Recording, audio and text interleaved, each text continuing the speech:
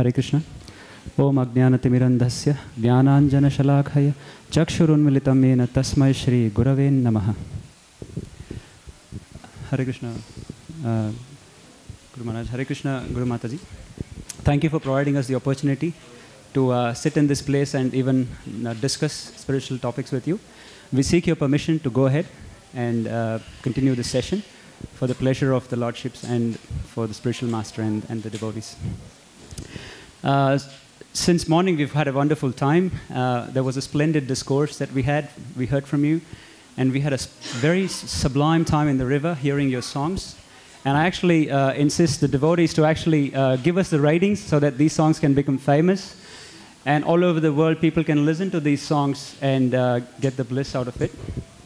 So with this, Your Grace, we are, as you know, this topic is about simple living and not simply living.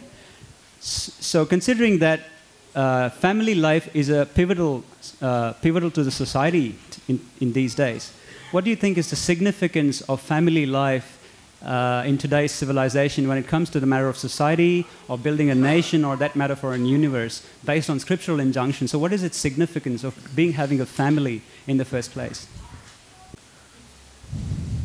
Family life is what brings us, that's how we're born, because there's families. So family life is there in all the species. At least in the animals you see there also, it's not, the female bird sits in the nest and the male bird gets the worms. It's not some great thing. Family life in itself is not great. The animals also have family life. But what you do with it, if you use it for Krishna, then it becomes significant. Otherwise it has no significance. It's just animal life. So if we use family life in Krishna's service, then the whole family becomes liberated. I know we had, when I first joined the temple in Austin, when we had one brahmachari from Los Angeles spend some time with us, Jayagopal Das Adhikari. So he went back to LA and he was killed in an automobile accident. Prabhupada told his wife, he's waiting for you in Vaikuntha. So, if you make Krishna the center of your family, the family becomes a very auspicious thing. Otherwise, it's just like animal life. Family life in itself has no significance. But using it for Krishna, it becomes a very wonderful thing. Thank you, Your Grace. That was a splendid answer. And we've known since morning how you've been instructing us to implement this instruction of how to put Krishna in the center of our lives. Having said that, Madhavananda, do you have a further question on this regards? Thank you. His Grace, we see a lot of families have a very common dream of building a big house, owning 2 cars, having a good job, sending kids to schools, etc. But in the pursuit of fulfilling this dream, we see the absence of satisfaction. People might be getting absence of satisfaction. Peace is missing. Yeah. People are getting maybe wealthier, but the satisfaction and the peace in the family is missing. There is arguments, there is fights. So why is there no satisfaction notwithstanding so much of hard labor? What are we? We're talking about the families in general who go to office, earn a living, have a big house. Working very hard, but they're not satisfied. But they are not satisfied. They're looking for something else, seems like. Well, it's a simple thing, because Krishna is not there. The human being is meant for self-realization. If he makes all material arrangements, but he doesn't become self-realized, there's no way he's going to be happy. It's very common, Tato Brahma Jigyasa, you got a human form. If you're not using it for self-realization as you're meant to use it for self-realization, I don't care how wealthy or how aristocratically you're situated or how well educated you are, kids with some Harvard degree, it's useless without Krishna consciousness. So that being the case, when we try to give the knowledge of Krishna consciousness to these families, we see a lot of, some people of course receptive, are receptive, but the majority seems to be against it, They have another solution. So why is the mindset like that, that Krishna consciousness is not the ultimate solution? We came to this world rejecting Krishna. So this is the world of people who rejected Krishna. It's natural that most people will reject Krishna, because that's why we came here, to reject Krishna, because we rejected Krishna. Some people realize their mistake. Oh, I shouldn't have rejected Krishna. I have to accept him. But that's a very small percentage. Manushanam sahasreshu kashtit yatati siddhaye katatam api siddhanam kashchin mangmati tattvataha. Out of thousands among men, one may endeavor for spiritual perfection. Out of 1,000 who endeavor for spiritual perfection, hardly even one will become Krishna conscious. So it's very, very rare. It's a very rare thing. But by Lord Chaitanya's mercy, it can become universal. That's the special dispensation of Chaitanya Mahaprabhu. So that we're praying to Lord Chaitanya that we can attract these people to Krishna. But it's very, very difficult. Very, very difficult business. I like the point you made that the fact that we are in the material world is because we have rejected Krishna. And therefore it is not surprising that the majority of people are not willing to accept Krishna consciousness as the solution. So if for the one who does accept, and keeping in mind the theme for the retreat, simple living, not simply living, how does a lifestyle of a simple living family versus the lifestyle of a simply living family appear? What do they do in the two different families, a simple living family and a simply living family? The Krishna conscious family difference? Yeah, it's very simple. They chant Hare Krishna, they offer their food to Krishna. They don't waste their time with frivolous activities. Instead of going to Disney World, they'd rather go to the temple. Things like that. They're not so interested in all these mundane things. Do you want to add something? Yep. Thank you, Your Grace, for a wonderful answer. A point of contention goes on in my mind because we've heard this 1,000 times, that to put Krishna in the center and to be Krishna conscious most of the times, but nevertheless, when people are still, when devotees are practicing Krishna consciousness, they still feel the gap, or they don't taste the bliss that they can derive out of Krishna consciousness. What are your points to say, why are they missing out on the bliss, or does it take time in itself, or is there something wrong in the process itself? You're talking about somebody who's practicing Krishna consciousness but not feeling satisfied? Is that what you're saying? That means they're not doing it properly. That's all. They're not practicing it properly. One is they haven't been well trained how to actually practice Krishna consciousness properly. You see, that's why having a guru is very important, a bona fide guru, and learning from the bona fide spiritual master and from senior Vaishnavas. If one simply does some quasi Krishna consciousness but not full Krishna consciousness, they're naturally not going to be fully satisfied. Thank you, Your Grace. That really helps to understand it better. But Guru Mataji, just adding on to what His Grace said, we also see... I'll add to it. They are not satisfied with Krishna consciousness because they are not serious about it. But their goal is still, they want to get something out of practicing Krishna consciousness, something material. So they cannot be satisfied. So that's the reason. So you say because the seriousness is not indulged into the process itself. They still have hidden motives. So one day, somehow or other, volcano erupts. Thank you very much, Guru Mataji. But do you also say that at least they have taken up the process? So will there be a time that they might realize that I need to get serious now, or is it going to be a long time? It's like it says that if you have done anything little bit, it will accumulate to the next life. You have to come back to take birth take birth go through the same cycle, learn everything material, if you have a material parent, go through the hard working and everything, and if there is an opportunity, then you may take it. Like many devotees goes out for book distribution. Human life is meant for taking of Krishna consciousness. They have gotten the human opportunity now to take up Krishna consciousness.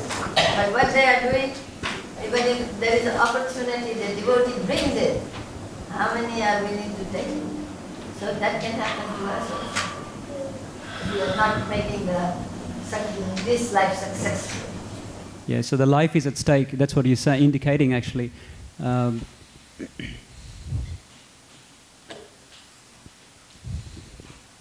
Madhavananda, when you said people have 2 cars, and obviously we're talking of a lifestyle. Guru Mataji, do you think a lifestyle plays a very important role in practicing Krishna consciousness? Is practicing austerity or an austere life helping me in Krishna consciousness, or is it okay to have? Or is it okay to have a little bit of opulence, but at the same time be Krishna conscious, or it has nothing to do with it? Not little bit. All Krishna conscious live a life comfortably, but not extravagantly. When you want to live extravagantly, that means you have to work hard and your time and karma is accumulating. How many hours you give for Krishna every day? You can't even give 2 hours. How serious you are? It's almost like investment banking, isn't it? What is the time you're investing in your fixed deposit account that you're gonna cherish at later point in time? 26 hours for temporary stuff, and you can't even give 2 hours for the permanent. What is the hope?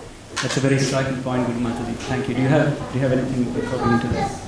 So, Guru Mata, if somebody can, somebody is naturally, maybe out of his pious activities in the past, is naturally quite wealthy, without doing too much of extra endeavor. So, what would be the lifestyle of such a devotee who has got a lot of wealth, but at the same time he aspires to be Krishna conscious? Well, if he's really Krishna conscious, he will understand that I am not the proprietor of this money. This is Krishna's property. Let me use it. If he really aspires, that is really. Yeah. So, His Grace, what we see a lot of time is people get quite excited and enthused about Krishna consciousness at the beginning. They come with almost like full force. But in between the process, they kind of tone down and become disinterested. Given Krishna consciousness is spiritual, why is that some people not finding so exciting at some point in time in their life? Because they came in the mode of passion is nectar in the beginning and poison in the end. The mode of goodness is poison in the beginning and nectar in the end. So for someone who simply comes, they're all fired up, all enthusiastic, and after a while they fizzle out, that means they were practicing in the mode of passion. So it's okay to have that enthusiasm, but you have to cultivate sattva guna along with your enthusiasm. I saw a good example of that. There was one boy who used to come to our center in Austin. He was very fired up to read the Bhagavatam. He wouldn't chant japa. He just wanted to read the Bhagavatam. He came every week to tell us what he was reading about, but he refused to chant. And after another few weeks, he lost his interest also in reading. So there was a certain passion of getting all this new knowledge, but he didn't want to meditate on the name of Krishna. So if you just take it passionately, you don't cultivate the meditative, contemplative, devotional mood along with your enthusiasm to interact with devotees and do this and do that, you see, then it goes away. So, coming to a big retreat, it satisfies the passionate urge to go to some place, go to the side of the river, blah, blah, blah. But if you don't cultivate the contemplative mood, actually to hear from the sadhus, you see what I'm saying? You have to learn how to hear. Otherwise, you won't be here very long.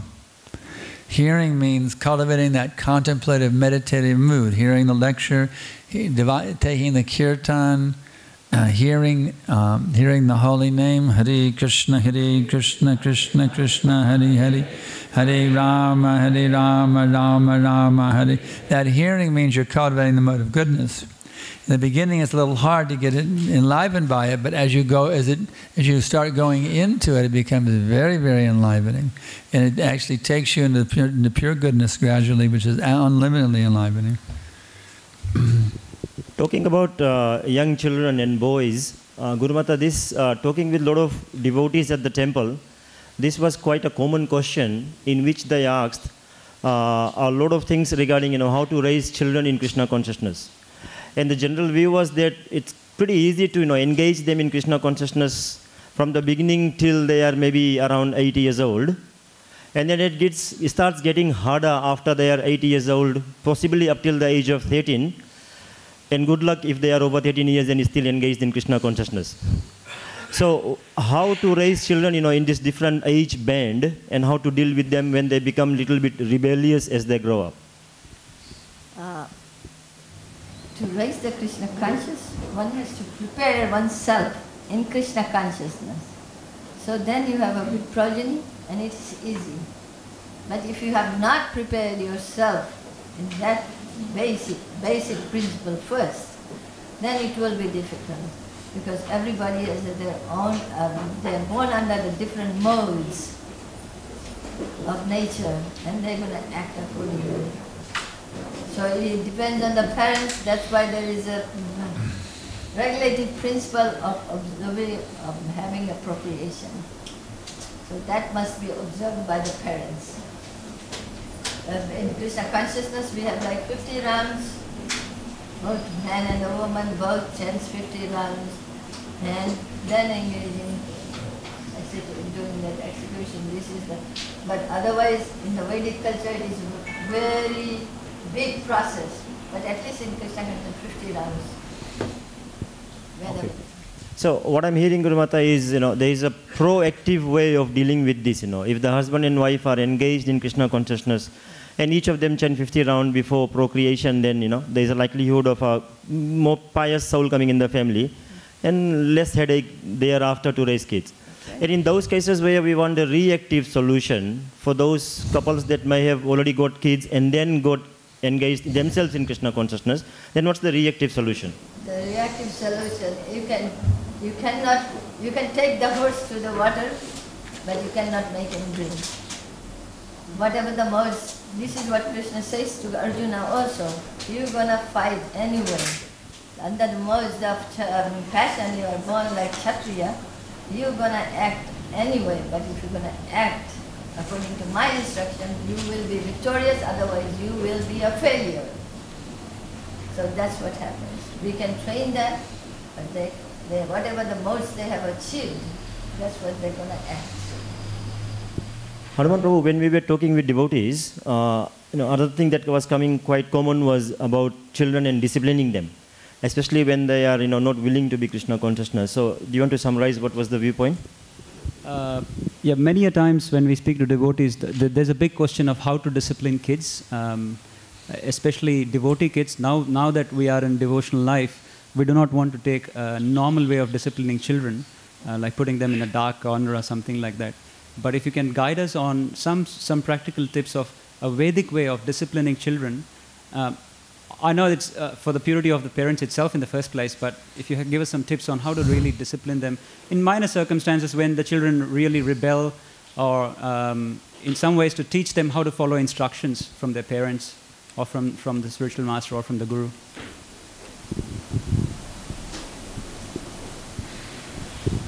As I already said, they will act only according to the modes they have taken. They won't be there, otherwise they become more rebellious. You cannot force anybody. Krishna consciousness is voluntary. So, all the men and women who wants to get a progeny, they must cultivate their Krishna consciousness first, before expecting for progeny. That is the simple solution. And after you have gotten it, you can do that. It will be a difficult situation. very difficult situation is out of your hands. You want to be the controller, you can't control. So, yeah, that was a nice answer, Guru Mataji. Thank you very much. But it at least gives me a hope. At least as a parent, at least the parents can become Krishna consciousness by this process, by which they can actually deliver the. If they awaken up, just like Ajamil. Ajamil was born in good parents, but by bad association, he fell down. But if he had done anything in his childhood, what he did, he got little benefit at the end of his life, which was he was able to awaken his Krishna consciousness. So it is not that we neglect the children when we have already gotten them. They may become rebellious in the so-called age, what they call it teenage and in middle age state. But if they are fortunate, they'll come back. Thank you, Guru Mataji. So engage the kids as much as they can in the Founder-Acharya. Right. Thank you very much, Guru Mataji.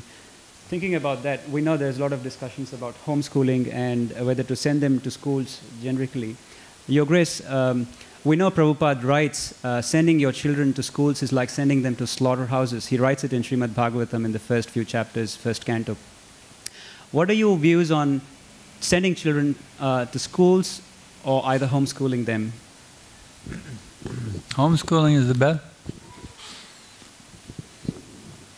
Either sending them to a devotee school or homeschooling. There's a whole book, Aruna, was it? Aruna Mataji has written.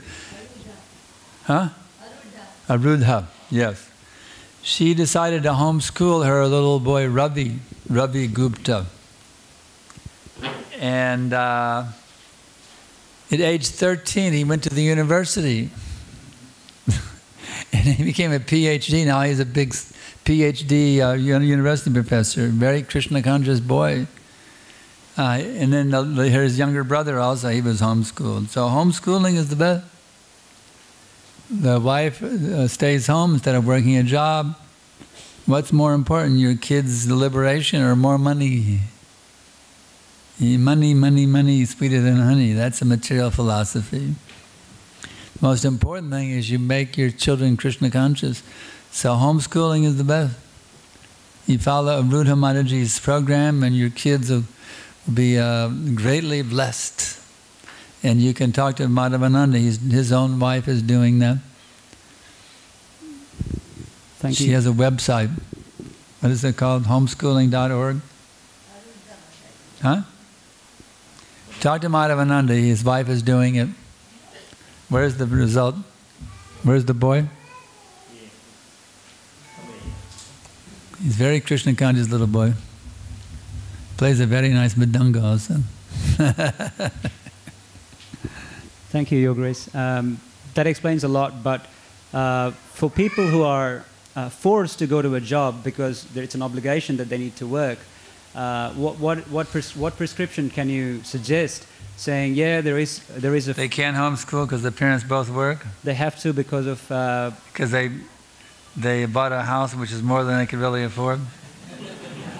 Oh my God! Reading between the lines. How they can afford the child they have brought in? Well, you could sell your house and get a cheaper house. That's one thing you could do. Or I don't know. We'll just pray for you, that's all. I'll pray for you.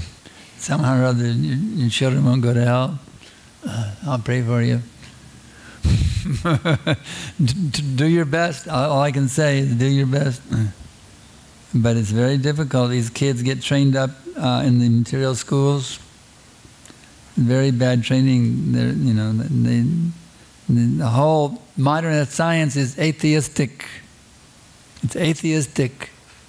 So they're trained in atheism at the school. That's a fact. And it's very difficult to make them Krishna conscious when they're being trained. They're being trained 8 hours a day, or what is it, 6 hours a day? 8 hours a day? 6.5 hours. 6.5 hours a day they're being trained in atheism. by a teacher who's a meat eater and a sex monger even. I know when I went to high school, we had what was called homeroom. Our homeroom teacher was an atheist. In those days, we used to say the Lord's Prayer in the schools in America. Our Father who art in heaven, hallowed be. We'd pray to God every day at the beginning of the school day. But our homeroom teacher, he turned his back. He wouldn't participate. He was an atheist. But then one lady from Austin, Texas, where I live now, named Madeleine Hare, she said, I don't want my kids to have to pray at school. So the U.S. Supreme Court was very kind to facilitate Madeleine O'Hare's kids not having to pray. They said, okay, no kids in the whole U.S. can pray now at school anymore. So why don't they let one kid go out of the room? Instead of sending the kid out of the room so he doesn't have to hear the prayer, they decided don't let any kids in the whole United States ever pray again at school. Now praying is illegal in the schools in the U.S. They probably don't do it in Australia. But why they don't put God in the center of their educational system? You see? They don't put God in the center, and therefore their educational system pollutes the mind. So you have a lot of work to do if you want to make your kids Krishna conscious when they're going to public school. You have a lot of work to do to counteract 6.5 hours of brainwashing of your kids. You have a lot of work to do. You have to do a lot of heavy, you got to do very powerful preaching. All I can say, you got to preach very powerfully. You have to be very, very convinced, and you have to preach very, very powerfully to counteract what they're hearing in the school. The kid has to believe you instead of what they're hearing in the school. And they may not. They may believe the teachers instead of you. So you got to look out. Not only the teachers, their friends also. Yeah, their friends also, or the public school.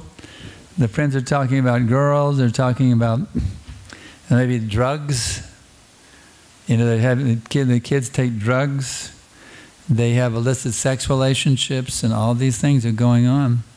So your kids will be exposed to all of this, and they'll be encouraged to try it by the fellows, other schoolmates. That's the reality. Thank you, Your Grace. But on the other side, a common argument we see for homeschooling is they say, well, how will the child socialize if you don't send them out? You're kind of insulating him from the outside world, but that's where he's going to live tomorrow. Not insulation, so it's it's an isolation. Isolation, insulation.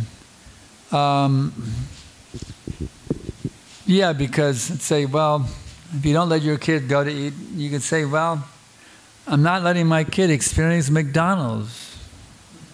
You know, he's not. I don't let him go to McDonald's and eat hamburgers. So, I'm denying him the experience of eating hamburgers at McDonald's or going and get drunk at the bar. So, if I'm really a loving parent, I'll let my kid eat hamburgers. I'll let him, have him smoke marijuana and take LSD so he can experience everything, right? You have to understand we're living in a demoniac atmosphere, and if you can say, well, I should let my kid experience everything. But I hear it's interesting. There's a religious group in the U.S. called the Amish, and they're very insulated or isolated, whatever you want to call it. They very much have their own culture, their own way of dressing. They have it's a very different culture than American culture, and they're very strong. Now, what they do with their kids, they don't call them Amish until they let them go out and try living in the outside world and see if they like it better than Amish culture. But most of them come back, and then they consider them Amish. I don't suggest that we do that, but say, go out and be a karmi for a while and come back if you like Krishna consciousness better. But I don't really suggest we should do that. But that's just an example of this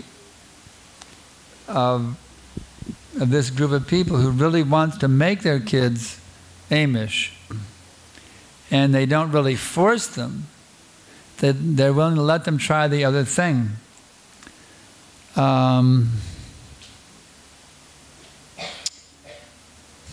So it's a very difficult thing.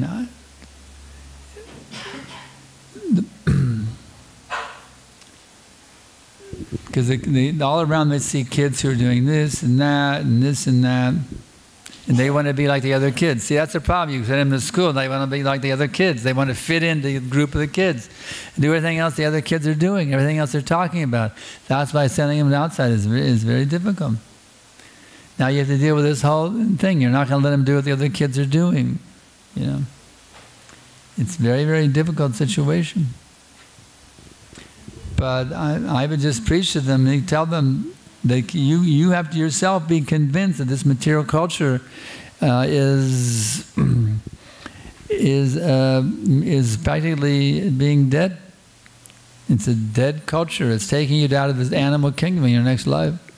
The parents have to be themselves convinced. They should be initiated disciples. They should be absolutely convinced that without Krishna consciousness, this life is animal existence. And they have to pass that conviction on to their children. That's all I can say.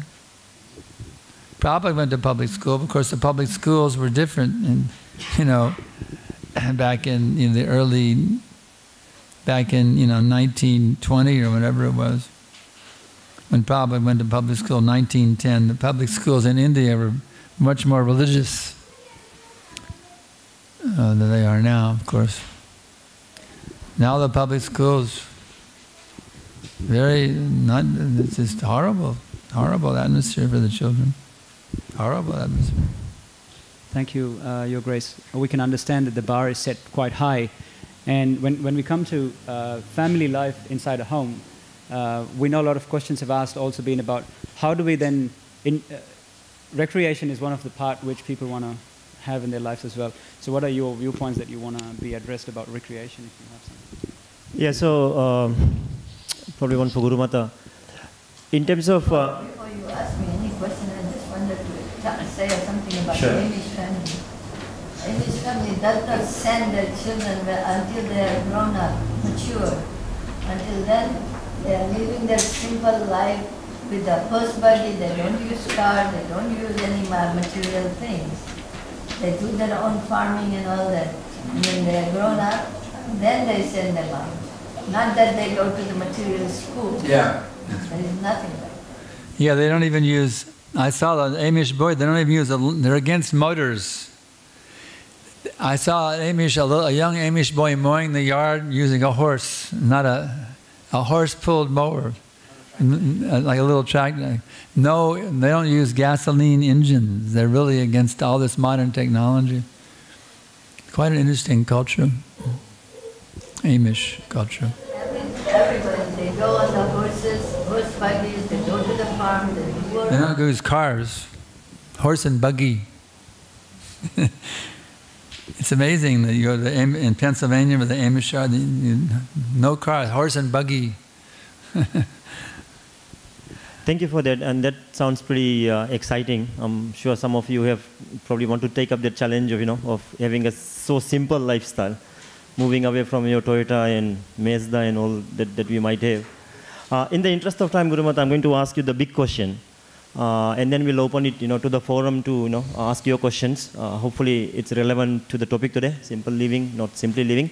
The big question that I have is, and it might not be relevant to most of you, but theoretically speaking, if there are arguments between husband and wife, I'm sure you have not experienced this, but if there are arguments about husband and wife, a lot of times there are differences in opinion, and we even after taking up the process of Krishna consciousness, we continue to have time to time some ego clash. How to deal with this, and you mentioned previously about that we want to be the controllers of our kids. I think the same mentality also comes in when we want to be the controllers of the spouse. So when there are ego clashes like this, then how to deal with this? Can you give us some tips that can make the lifestyle more simple? Your question was asked by a reporter to Prabhupada. And what Prabhupada said, man and a woman takes the decision of Krishna, not mine and yours. Then there won't be any clashes. I think men and women are so smart that they still find ways to clash. even when it's about Krishna. For example, Guru Mata, let's say in a devotee life, without being gender biased, take any, the wife wants to go and do a lot of service at the temple. Whereas the husband wants, nice prasadam to be ready for breakfast. We want to move away from cornflakes and Helga's bread and all that, to having some pan puri or some, something more opulent for breakfast, for lunch. And when we come back from home, we want nice. And then the wife also expects the husband to be helping in the kitchen and all that. And when we bring all the stress from the office, then even in the Krishna consciousness circle, time to time for some pastime and lila, there are fights. So how to avoid this? That each has to do their duty. Each has to do. Not that we have become Krishna conscious, we give up our duty. Our duty is first to serve Krishna. And then, if we have prepared, as you mentioned about the husband's breakfast, so husband has to be little considerate and wife has to be considerate. Wife has a service at the temple, then they should prepare the breakfast, offer it to Krishna, and then, so the husband can have it and go to his job. And then the wife should say, I love you. And the wife says that, I'm little too exhausted, I have been doing too much service, can you do little service? Oh, I don't have time, I'm tired, I cannot do it. I have to go do this. So this has to be resolved between the husband and wife. One should be helping one another in Krishna consciousness. That how one can become more Krishna conscious. That is the relationship between husband and wife. Do you want to add any final comments to that, Hanuman Prabhu? Because we have just reached our time limit and then we'll open it to the public. Anything to add on that point? Just a last question, Your Grace. We all think, even as devotees, we think we need to work hard when we're young. The bodies are young, so we work hard. We make some money, save it for our later life, so that we can retire early. But is this a good concept, or it's a false theory? What do you call early? What age is early?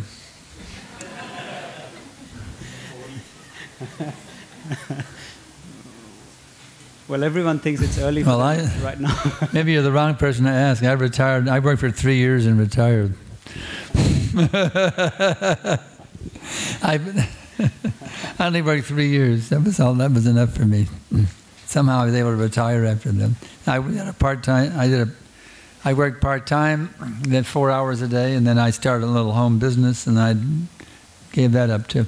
So yeah, actually, the earlier you retire, the better. In Vedic culture, you retire by the age of 50, not 65. Vedic culture means retire at the age of 50. But I don't know. Of course, it's a matter of the modern-day economy. You have to do what you can do. But everyone should retire as soon as possible, really. But you have to also be practical. You have to cover your needs for the rest of your life. So depends. I think you have better retirement benefits here than we do in the U.S. Well, the retirement here is 68 years. So you don't get pension up to 68. You have a pension here? Up 68. 68. Wow, 3 more years. Thing is, you have to plan for a whole life of Krishna consciousness. I was very fortunate myself. 3 years only working full-time. But now I'm still working. I'm working very hard, actually. Even though I'm 70 years old, I'm working very hard, traveling all over the world. Sleeping, not sleeping not very much sometimes. I'm working very hard, but it's really ecstatic because it's Krishna consciousness. Yeah, you should just retire as soon as, make arrangements intelligently how you can retire as soon as possible, whether it's 68 or 70 or 60 or 55, whenever you can swing it, do it. It's great when you don't have to get up and go to work as some karmi boss, And you can just, be engaged 24 hours a day in cheering, chanting, and spreading Krishna consciousness. It's unbelievably blissful. So you should arrange your life in such a way you do have the ability to do that sooner or later in your life. Where all you have to do is preach and deity worship and preaching, and that's it for the rest of your life, 24 hours a day. Try to arrange your life. You can do that eventually. Yeah. Thank you, Your Grace. Most of us understand that simple life is also a key to retire early, and there are no better examples than you about living on 2 suitcases around the year. Living on 2 suitcases. We've seen you even back at home. You just live off suitcase. Your 2 suitcases. You travel 2 luggage. Huh? 2 luggage. So you just travel light and you just live out of suitcase. We've seen that. So it's a example of simple living. But I would just leave. I just want you one tip. We all know that's an important thing to do. But most of us lack the courage to take a step to say, yes, this is enough. Now we've got to plunge deep into Krishna consciousness. So what is one tip that you can give us to gain that courage to say, I've got to leap now. I've got to stop fooling around myself and I've got to take a decision. Talking about retiring from working a job? Retirement or getting deep into Krishna consciousness to live a simple life and getting serious about Krishna consciousness. It's a matter of common sense. I mean, what are you doing otherwise, If you're running a life of sense gratification, it means you're going down to the animal kingdom. And do you want to be an animal in the next life? Or you want to be elevated to a transcendental existence? I mean, it's a matter of intelligence and common sense. If you're still addicted to sense gratification, you'll take birth again in the material world for more sense gratification. What's the point of being like an animal, when you can be a liberated soul directly in contact with Krishna? You see, I don't see any purpose. For me, just having a place to live and food to eat is not worth it. That's not a meaningful life. The only meaningful life is to engage in service to the Supreme Person, Lord Sri Krishna, the Supreme Personality of Godhead, and His pure devotee, His Divine Grace Srila Prabhupada. Nothing else makes sense to me. It's just, it's suicide. Do you want to commit suicide or do you want to live a beautiful, happy life? It's your choice.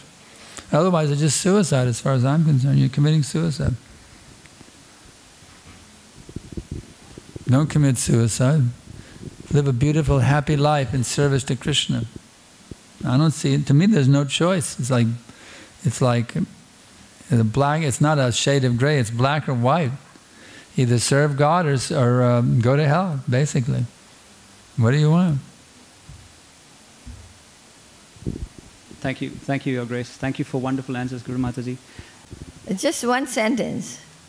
Have full faith. If we have not faith in Krishna, we don't understand that all our maintenance and everything is coming from Krishna. You think you're going to make a retirement arrangement and then you're going to retire. You haven't seen those days. How you can think about retirement and the days?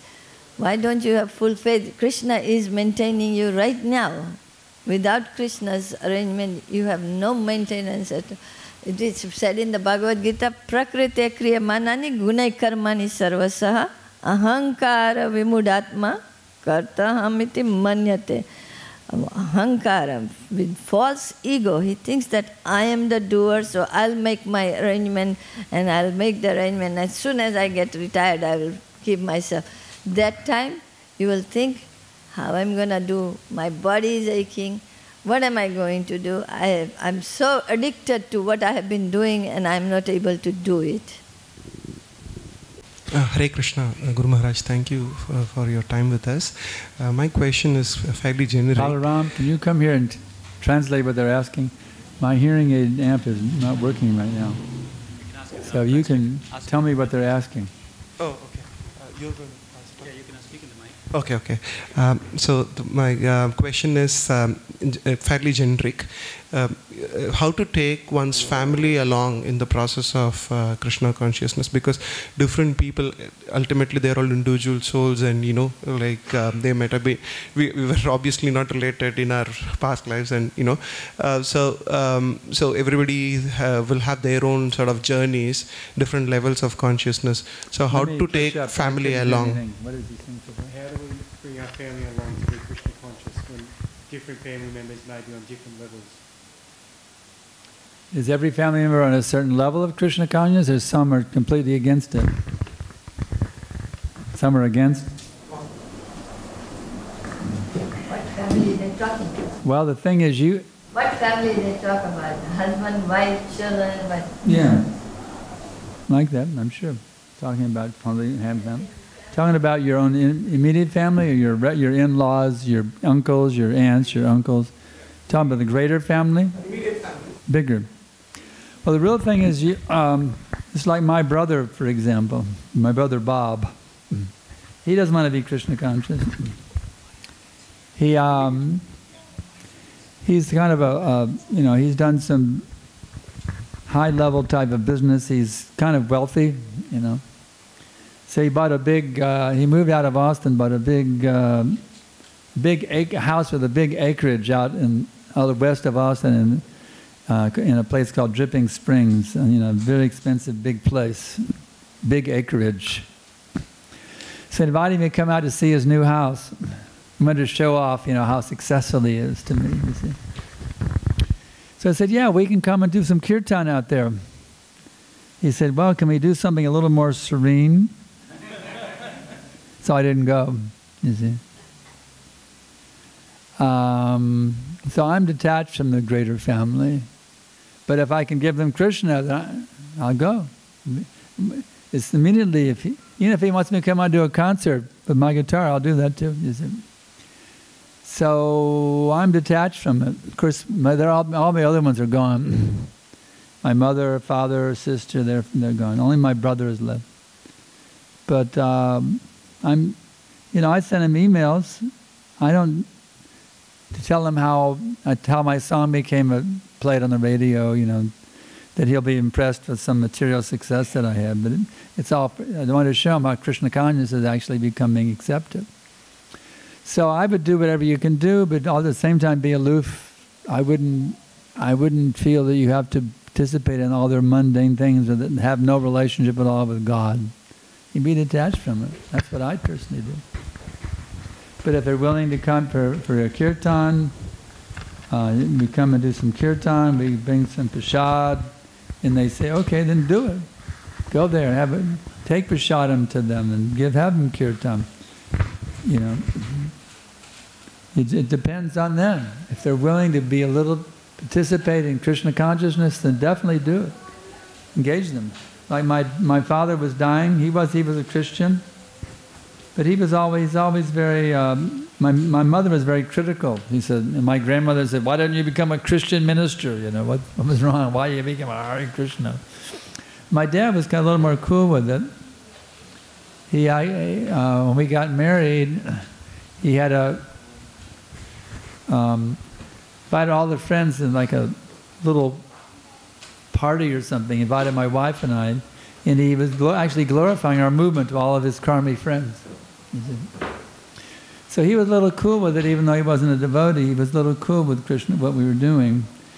My mother had already departed. She had left when I was in India. We didn't have any chance to participate at all with her departure. My sister died of some exploratory surgery on another side of the country. I couldn't deal with that. But my father, he was in a retirement home just near Austin, and we got the word he was getting ready to die. So immediately jumped in the car, my wife and I went out there and had a kirtan for him as he was leaving his body.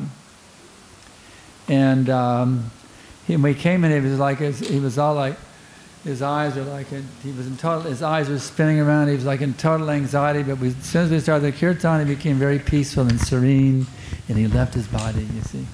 So we definitely were concerned. We definitely wanted to give the family Krishna consciousness. but it's not, we didn't care about their mundane, had to do mundane things with them. We wanted to give them, any chance we had to give them Krishna, we were very eager to go immediately, jump in the car and go. Yes, yes, we give them Krishna. As far as going to some mundane thing, to see some big acreage, that she could show off his big house, I don't care, I really don't care. And that's the mood that I have, and that's what I recommend that for everybody. If you can give them Krishna, yes, you're very enthusiastic to associate. If they said, no, no, you can come, but don't talk about Krishna when you come, then I wouldn't even go. I would just stay away.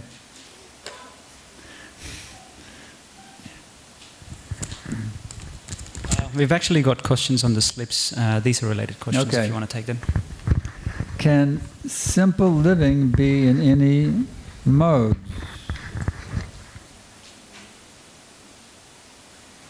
Devotional service in 3 modes.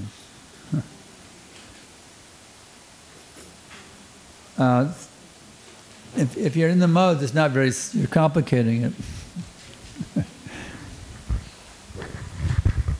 Devotional service in the modes is better than no devotional service at all.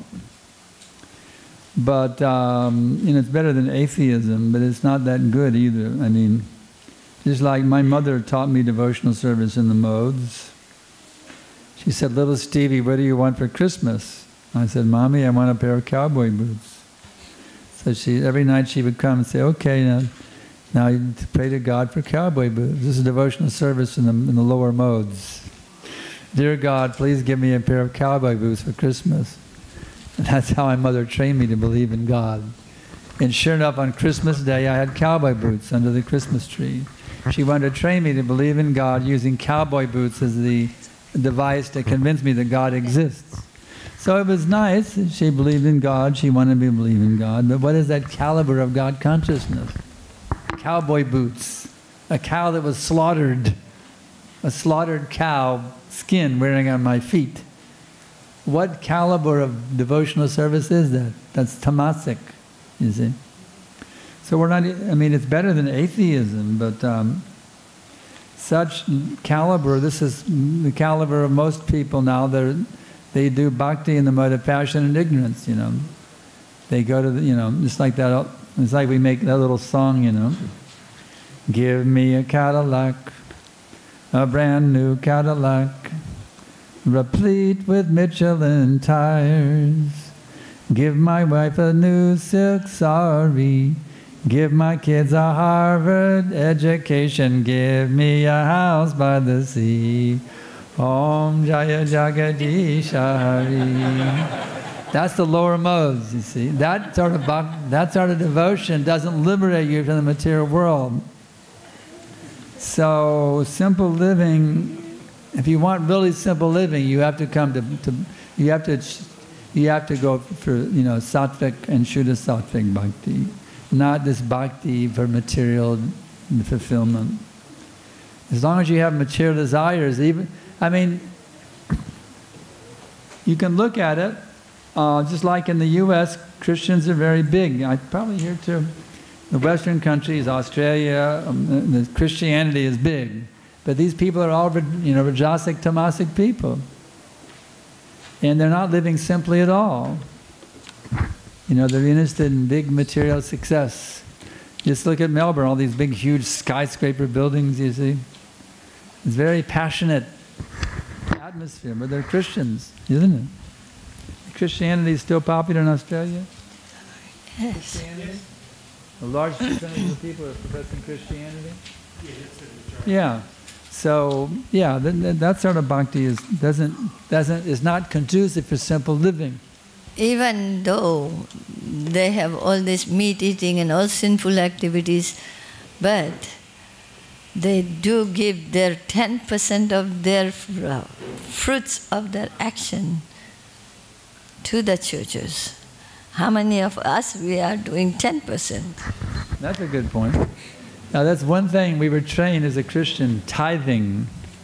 You give 10%, even as a little kid, I gave 10% of my allowance to the church, a little envelope. That's actually a good thing we can learn from them. They become very successful materially because this principle of tithing, giving 10% of your income without any thought. 10% goes to the church. If that's one good thing we can learn from them. How to understand simple living while going through the three modes. You cannot, if you want simple living, you have to at least be in the mood of goodness. Otherwise, it will not be simple living. It will be sinful living instead of simple living. Even though you're talking about God, you're still engaged in sin. Say they continue. See, they have the 10 Commandments, but they go ahead and break them. The idea is in Catholicism, you go ahead and do sinful activities, but every Saturday you go and confess to the priest. Dear Father, I've done this sin, that sin. He says, then you get forgiven, and you go out and do it again the next week, and you go back in the next Saturday. And every Saturday you go and you neutralize all the sins you committed during the week. When you keep doing the sin, you keep getting neutralized, but that never purifies you. You have to free your heart from the tendency to engage in that sinful activity. And that is done through sincere bhakti, not just remain attached to material sense gratification. Any other questions? Any questions from the crowd, please? If you can.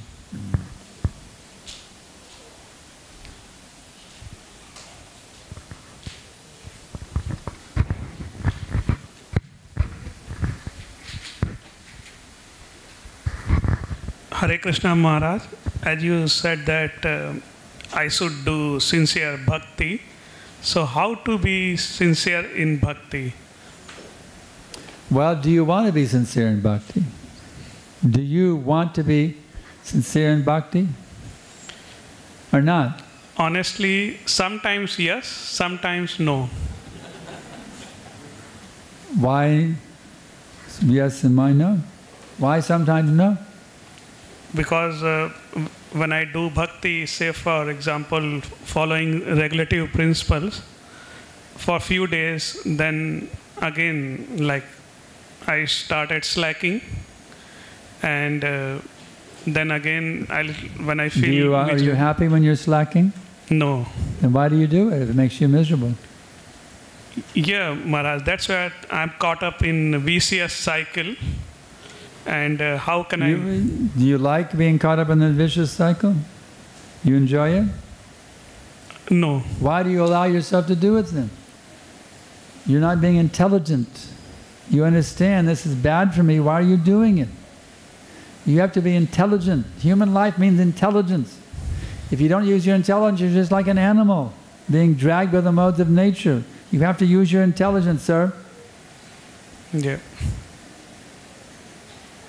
But again, just intelligence disappears. Huh? Yeah.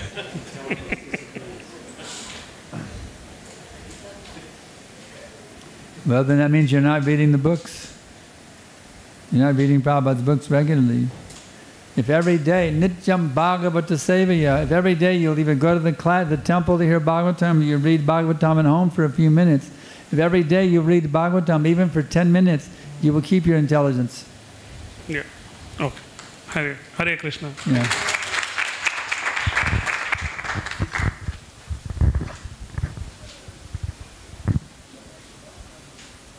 Be very nice if you can open up and put forth a few questions.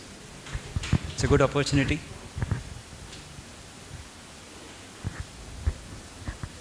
Anyone?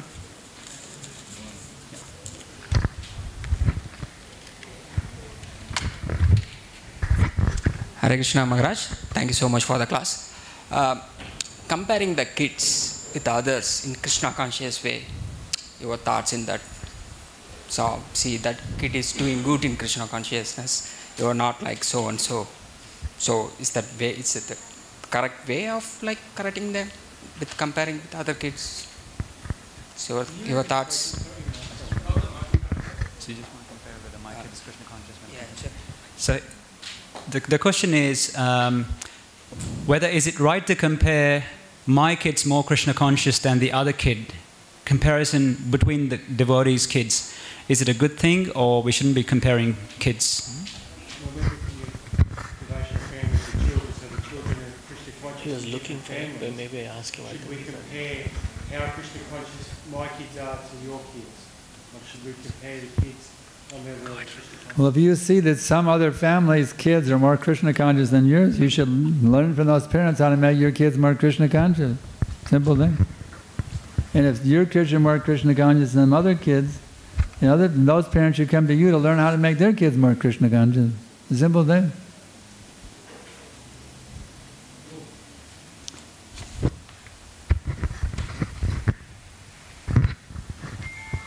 Hare Krishna Maharaj. Maharaj, as family grahasthas, we do a little bit of preaching for the pleasure of Srila Prabhupada. But quite often we feel that we are not qualified to do that service, but still we do it.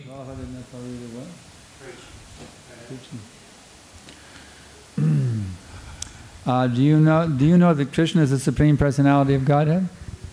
Yes. You're qualified to preach. Go out and tell the whole world, Krishna is the Supreme Personality of Godhead. And you become a first-class preacher. Yes, but still, quite often when we try to preach to others, we also preach to ourselves. And we see all our anarthas. And when we preach to others, we start to see our own anarthas come up. Oh, that's very good. You should always see your anarthas.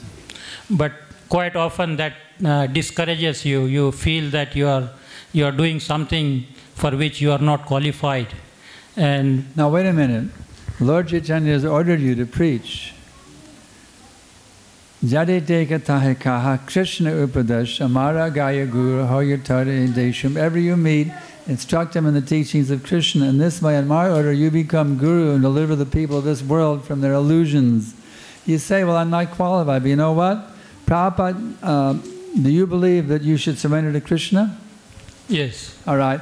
Prabhupada said, the order of Krishna, surrendered unto me, has taken the shape in Lord Chaitanya's teachings as become a guru and deliver the world. So, it simply means you're surrendered, that's all. To tell people about Krishna means I've agreed to surrender to Krishna. That's all it means. It doesn't mean you're qualified, it just means you've surrendered to Krishna. The fact is, I'm not very qualified either. I'm not seeing Krishna face to face yet. I'm praying for that, but I haven't achieved it yet. But I'm acting as a representative of my spiritual master on his order to tell the whole... Prabhupada said, become guru and deliver the whole world. So I don't have any qualifications, but I'm just serving my guru's order, that's all. The more you feel you're not qualified, that is your qualification, sir. If you think, oh yes, I'm very qualified, then you're rubbish. But if you feel you're not qualified, that is your qualification. You understand? Yes, I do. Thank you. So preach to the world, liberate these people. Give them a book. You can at least give them a book.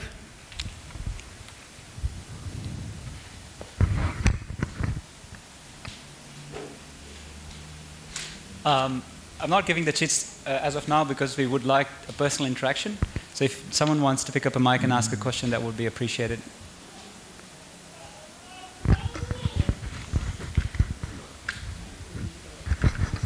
Hare Krishna Maharaj. This is regarding homeschooling. Right now we understand that homeschooling is too much important for our kids to grow in the Krishna conscious environment.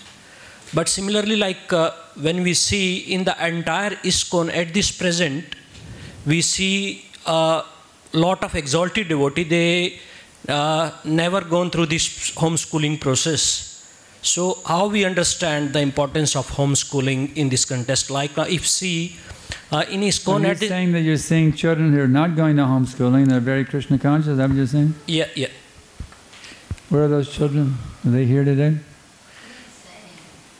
Like I am saying, say Madhvanand Prabhu or Hanuman Prabhu, they are all exalted devotees, or even in this hall, people are exalted devotees, but they went to all like schools. For example, I didn't go to homeschooling. Yeah. Oh.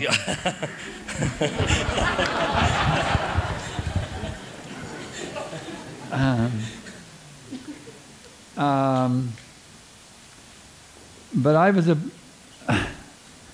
part of the counterculture. We completely rejected the culture of our parents, and we were looking for something better, and Prabhupada gave it. I mean, I know our generation, none of us were homeschooled, but there was a whole movement in America called the Hippie Movement. We completely rejected the culture of our parents. It's a nonsense culture. It's spoiling the whole world. We need something better. And Prabhupada came and gave us that better thing we were looking for. So I very much rejected my parents' culture, the whole thing. I just rejected the whole thing. In fact, I was going to go to India and just be a holy beggar. That was my career path. That's how much I rejected the whole Western thing. But then I realized it's better to stay here, to try to re-spiritualize this place instead of leaving the world, save the world. But no, homeschooling is better, but it is possible to become Krishna conscious without it, but if they can get it, it's much better. It is possible. It happened with me. It's possible. He's not saying, he's talking about those who are educated, like Hanuman, Madhavananda, Balaram. They never had a homeschooling, he says. Yeah, the next generation, like Balaram, he wasn't a hippie, nor was he homeschooled. So. Yeah. So he was not homeschooled, but they have become a great devotees. Yeah. Well, it's possible to become a devotee without homeschooling. That's possible. But it's better if you can get it. It's better because you're spending all those hours being taught by someone who eats meat, who has illicit sex, someone who smokes cigarettes, being educated by such people. It's better to be educated by someone who's a Vaishnava. It's better for one's consciousness. It's possible to do that. It is May I add, if they have gone through all the kind of things and they became a devotee, do you want your child to go through all those things that they have gone through? Or you want to raise your child purely from the young age? Purely from the young age. Yes. Let me throw my child into the slaughterhouse and just hope it works out okay.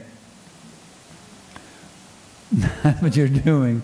The material educational system is a slaughterhouse. I'm just going to throw my kid in there because it's not practical for homeschooling. I'll throw him in the slaughterhouse and just pray to Krishna it works out. And let him go through all the drugs, let him go through illicit sex, let him go through everything. And then if there is an opportunity, he may become devotee or may not become devotee. Why should I train him from the childhood? So, what is intelligence? To train them from the childhood so they don't get into any sinful activities, or send them and let them have their own destiny later on. Is their parents? According to the Bhagavatam, parents' duty is to deliver them. So you want to send them with all the sinful activities? Is that the intelligence? Is that the love of the parents? Answer that question for yourself. Hare Krishna Maharaj. Regarding homeschooling, I'm like 50-50 with agreement. I believe that as every age we need some qualification. Like in Kali Yuga, we need to leave some. 50-50 with homeschooling to being normal schooling. So half on the. Oh, you've tried it? I not really, but with my experience, I have 2 kids. One is 14-year-old and one is 10-year-old. You haven't tried it, okay. And so far, by Krishna's mercy, all Vaishnavas' mercy, they didn't went any wrong path till now. Haven't gone on any wrong path till now. Where are they? Are they here now? My daughter is Let's there. See them. Let's see them. Raise your hand. I can't. Let me see. Stand up so I can see.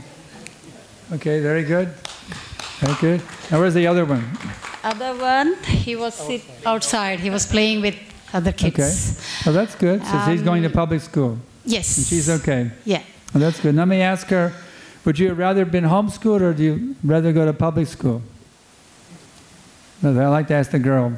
You think you'd be happier if you had stayed at home and gotten educated by home, or you'd rather go to the Karmi school? Whatever you like better.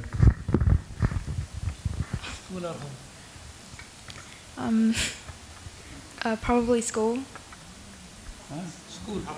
Public school, okay. All right. So there was a girl who'd rather not be. She'd rather not be educated in a Krishna conscious way. She'd rather be educated by a mundane way. All right. Well, she got her desire satisfied. I deny with that because she is Krishna conscious. As she helped in devotional services at home, she served deities and she helping in offering, getting plates, washing plates, and sometimes she cooks for deities. So it is possible to be Krishna conscious even when you go to Yes. public school. Yes. It is possible. Yeah. So how much education do you give her at home? Do you train her to do Krishna conscious? You just let her do her own every thing? day. Very strongly you train her. Yep. Okay, so there's an example. She's getting two trainings, one at the public school and one at home, and she's taking the one at home is more. Let me ask the girl, you find the training of the school is more important than what your parents give you is more important? Which is more important training?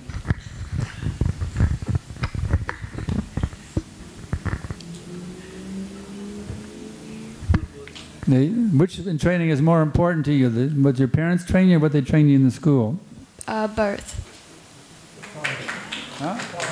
Both? Well, I said, which one is more important, I said. They're both different, so... If they teach you in the school there is no God... I go to a religious school. Huh? I go to a religious school. Oh, she goes to a religious school. That's different. Yeah, she goes to a religious school. Okay, well, that's a little different. At least in the Catholic school, they have some idea of teaching people about God. So that's different than a public school where they're atheistically based. It's different. Not exactly the same. It's a Catholic school.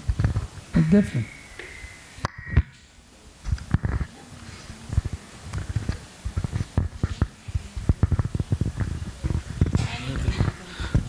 Hare Krishna Maharaj, it's nice, hearing and discussing the debate of the schooling. Even Prabhupada very much stressed upon giving the education to the kids by the parents. Prabhupada did say about Gurukul, but not many Gurukuls are available around the world. If you see the number of kids being raised in Krishna consciousness and the number of Gurukuls... Let me catch up. There aren't many Gurukul schools anymore. Yeah, that's why homeschooling is a nice option. So homeschooling, it's a good option in the discussion in the forum. But on the practical basis, if you see Krishna consciousness, how much a devotee parent gives to the kids, gives the... Practically the homeschool, how much Krishna consciousness does the parent give to the child? That carries more weightage than education. Education, of course, is required for the society. Education is required for society. And then the Krishna consciousness is how they get cultivated. Not only at the school. The kids are very smart. They learn by looking at the parents. They come to the temple. Children learn by observing their parents. Yeah, so if the parents are not strict devotees, then obviously what will homeschooling accomplish? If you're not even good devotees yourselves, then it's a hopeless situation. But if the parents are very strong in Krishna consciousness, then homeschooling is very good. Yeah, if you're not strong in Krishna consciousness, most of us would not come to the retreat either. We all want to learn, we want to hear. That's why we are here. The reason why everyone's here, they want to learn, to hear, but come here to hear from you, and they may not be strong. So they're all practicing. If you take guidance and training from the one who is strong, even if you're not strong, if you follow the directions of one who is strong, then you become strong. Yes, correct. So we have an example here. This boy, he was playing Mridanga. Can you stand up? Who are you pointing at? He is an MBBS. He's an MBBS doctor. His parents are here. So, stand up. He's going to be a doctor. He's been raised in Krishna consciousness. He has gone your through son? No. Someone else. He's in congregation. He's in the congregation. not his son. Oh, okay. His parents Yeah. are here though. I'm telling an example. Not necessarily always homeschooling is the best, because what we are saying is we need to have a balance. So you're all trying to establish that homeschooling is necessary because we see people who are not homeschooled are devotees. That's the point you're trying to make? It is not practical for all the parents. It's not practical for all the parents to homeschool. Yeah. So you do, if you can't, it's not practical, you do the best you can. You educate them as best you can. But I'm just saying it's an ideal. It may not be practical for everyone. Maybe, like I said, maybe you bought a house that you both have to work, otherwise you can't even pay your mortgage. I understand that. So if it's not practical, you do the best you can. But you understand it's less than an ideal situation. That means you have to work even harder to educate him, to counteract what the influence he's getting at school. That's my point. Yeah. Thank you very much.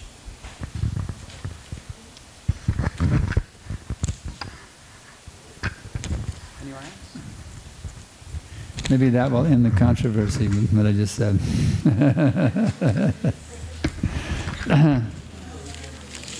Just like Christianity, conversations or conversions, either voluntarily or by compulsion, Krishna consciousness can be achieved by conversions in countries except India. Oh, wait a minute. I don't see any question here. This is not a question. I need questions. Krishna consciousness is not a matter of conversion, by the way. Because actually everybody is already Krishna conscious. It's just a matter of waking up. We're not converting people from one religion to another. Religion is actually one, to be a lover of that Supreme Person. You see? Just like I did not convert from Christianity to Hinduism. I became, actually, it's interesting, Jesus inspired me to join this movement. Jesus Christ, the Bible inspired me to join this movement because I was trying to read the Bible to understand what is the actual perfection of Lord Jesus Christ. And I found one verse, he says, Father, not my will, but thy will be done. I said, that's it. I just have to do what God wants, not what I want. And I was praying intensely in the mood of Jesus, dear God, please guide me how I can be your perfect servant. I wanted to become like Christ, a fully surrendered person to God. And then Vishnupriya Swami was sent by Krishna to Austin, and I understood this is the answer to my prayer. So actually, Jesus brought me to Krishna consciousness. So I didn't convert. I'm a Hare Krishna Christian. Okay? So it's not a matter of conversion. We don't convert people. We simply teach them how to become perfect in religion. That's it.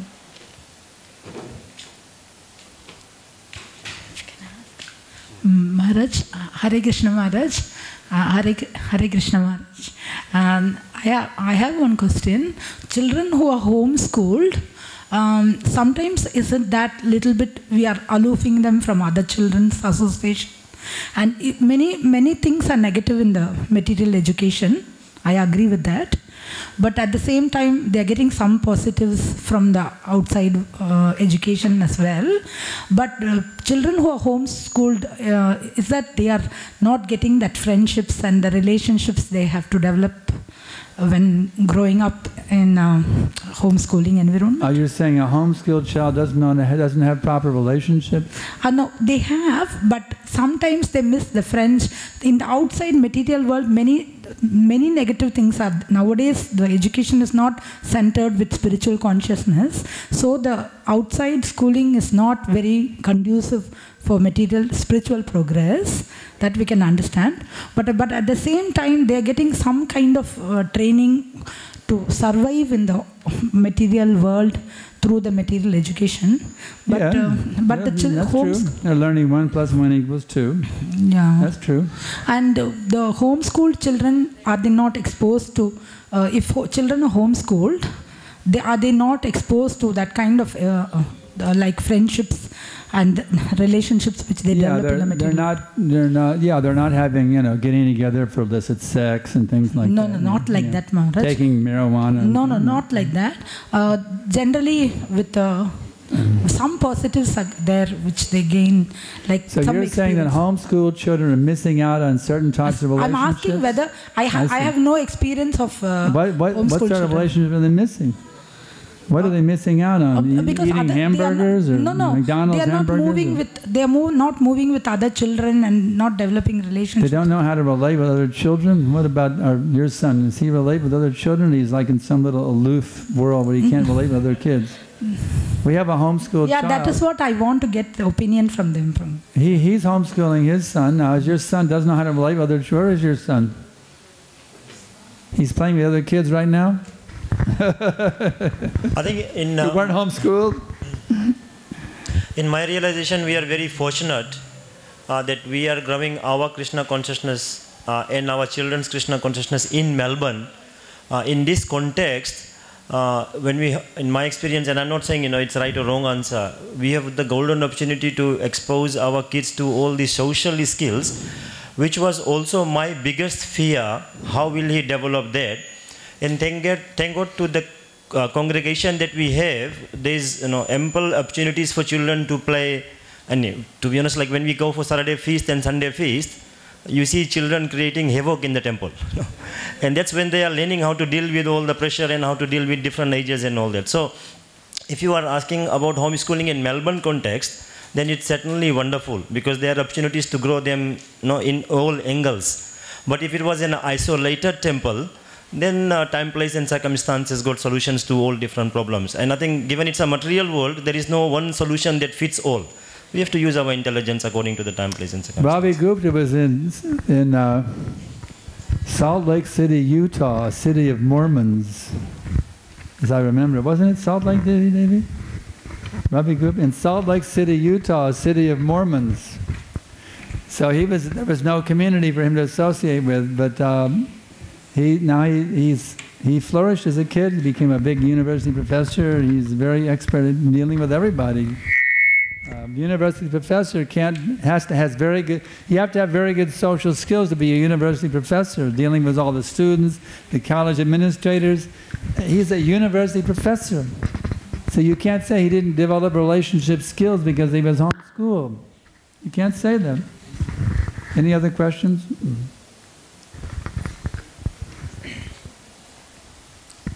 Any more questions? Maybe something else apart from homeschooling? I've always thought homeschooling is more about the parents than the children. It's how Krishna conscious the parents will become in teaching their children Krishna consciousness.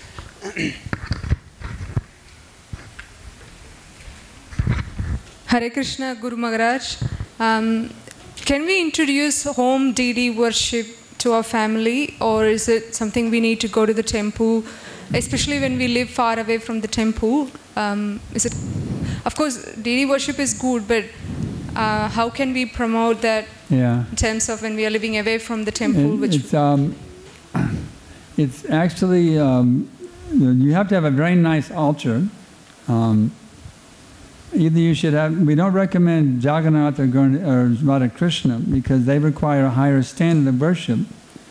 But Warrandyte deities are a very good option for those who want to have home deities because they're very forgiving of any neglect of the rules and regulations of deity worship. The actual standard for home deity worship is to rise. The whole family rises early in the morning. They take their bath. There's Mangal Arti like at 4:30 in the morning, and then you have the deities are dressed, bathed and dressed every day. You have then there's the greeting of the deities after the dressing, and then there should be a noon off arti as well and an evening arti every day without fail. And if you travel, you have to take the deity. You can't leave the deities to go hungry. You have to carry them with you and continue the worship. Just like my wife and I travel with Radha Krishna deities all over the world. Even when we're in a hotel, we have to worship the deities. So it's like having a kid. You have to feed him. Krishna becomes like your child. You have to take care of him. You have to bathe him and dress him every day. So deity worship, home deity worship is a very big commitment. It's like having a kid. You have to bathe and dress him every day and feed him, offer the arti every day. You have to rise so just to have deities as a show and not actually to do the service, it's like having kids but not feeding them. You know, but if one wants to have deities and you can't strictly follow a regulated pattern, then get Warrandyte deities, because they're very forgiving. You can neglect Warrandyte, because you shouldn't any more than you need to. The ideal thing is to go to the temple, if you're near the temple, to go, just like Madhavananda, do you go to the temple every day for Mangalarti? He lives near the temple, most every day, yeah.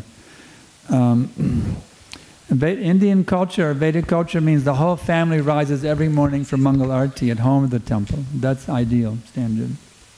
Now we may have a lot of comments and questions and arguments about that one too, but that's the standard for human life, to rise early morning and have Mangalarti. Without Mangalarti, it's like Karmila, you see. So deity worship is good. You can actually have a nice standard. Just like we have Radha Krishna deities. I mean, they're bathed and dressed every day. My wife dresses them very beautifully every day. I also do even here in the temple, we wake them before. We go to Mangalarti in the temple, and we also do their arti too. We have 2 artis. We get up early in the morning, like at 2 o'clock or 2:30. We do our japa, take bath. I personally now wake Radha and Damodar and offer them their milk sweets, and then we go down for Mangalarti in the temple room.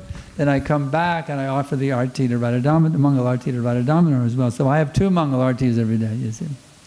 So deity worship is very nice, but if you can't take it seriously, like having a kid, you have to bathe and dress them every day. You have to offer at least 2 artis every day, morning and evening. Ideally 3, but at least 2 artis every day. And it's better just to have a photograph. When I joined ISKCON, even the ISKCON temples didn't have deities, because Prabhupada didn't feel we were trained enough to do it properly. Even in Dallas, which is a big, huge temple, they had a painting of the Panchatattva. That was their altar. And then later on, they wanted deities, and Prabhupada told them to wait. But later on, then Prabhupada personally brought Radha Kalachandji from India. He had them brought from India. When I joined in Austin, we just had a little... Vishnupriya Swami cut out a photograph from a Bhaktivedanta magazine, a black and white photograph of a painting of the Panchatattva. It was about that big, and that was our altar. That's when I joined. We had a little black and white cutout from Bhaktivedanta of the Panchatattva. That was our altar. So you can have an altar, just you can have a picture of the Panchatattva, a picture of Radha Krishna, a picture of Prabhupada. That can be your altar, and you're fine. You don't have to have deities if you're not willing to bathe and dress them every day, 2 artis every day for the whole life, even when you're traveling. You cannot ever neglect them. Warrandyte, there's a little leniency. But in ISKCON, I see there's a tendency to get deities very cheaply because the shops are selling them to make money. And then there are so many seva aparads are being committed by the devotees because they're not properly trained how to worship the deities. And this hampers your spiritual progress. To have deity and not worship them nicely, not to bathe them not to keep them beautiful and shiny, not to offer them Mangalarti every day. Nice milk sweets, they should be offered Mangalarti. You have to cook milk sweets regularly. The burfi is very good. It's a very high standard, deity worship. It's great when you do it. You'll be living in the spiritual world if you actually do it. It's fantastic if you do it right. If you neglect it, it's it causes great impediments on your spiritual progress. Does that answer your question? Thank you.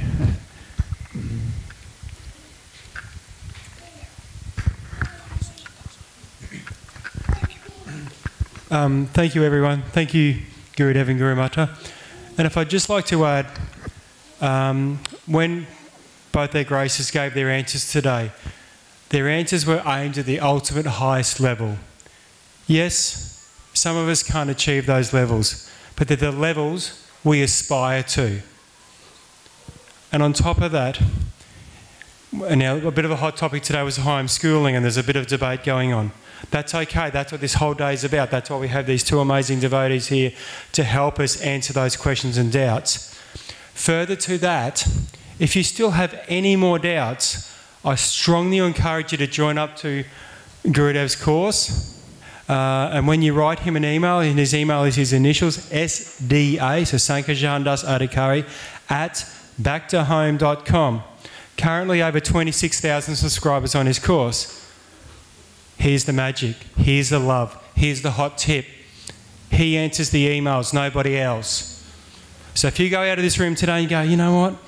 Don't know about homeschooling or don't know about deity worship or whatever you have, and you write to His grace, He hasn't got someone else answering the emails. I personally have witnessed Gurudev sitting there answering emails, not just from disciples, anyone from around the world who's joined up to his course. So if you have anything, and it can be any topic, tell them how the URL for the signing up for the course is joincourse.com. What could be easier? Yeah, joincourse.com. joincourse.com. Joincourse.com will get you in. So please don't be afraid. And as I said, that one thing that I was just like, wow, he's actually answering the emails. I'll be honest, when I first started trying to be his disciple, I'm like, well, he must have somebody, you know, how can he answer so many emails? He does. And it's not just, you know, like he has 26,000 subscribers and then he's got all the other emails he answers as well from other people in ISKCON. But yeah, so if you have anything, please, joincourse.com. You've got the web address, you've got the email, send them, you will get a personal answer. And there's a cards on the table back here. You can't remember that there's cards on the table. So we're really happy that y'all came. I really, really appreciate each and every one of you as being here today. And I hope that it's been very helpful for you to understand the importance of Krishna consciousness. Krishna consciousness overrides every other consideration. And when you put Krishna, sometimes we may think that we're too Krishna conscious, we won't be able to properly deal with the world. I'm getting this vibe here today. If you're too Krishna conscious, it's not good. But Krishna says, Ananyas chintayantomang yejana paryapastate tesham nitchabhayuktanang yogachemam vaham yaham. For those who worship me with exclusive devotion, I preserve what they have and I carry what they lack. So if you feel you're lacking in relationships by being Krishna conscious, Krishna will empower you to have great relationships. That's the fact. So when you put Krishna as exclusive devotion, you'll have perfect relationships. You'll cover anything you're lacking. You'll cover all of it and make your life perfect. Thank you very much. Srila Prabhupada Ki Jai.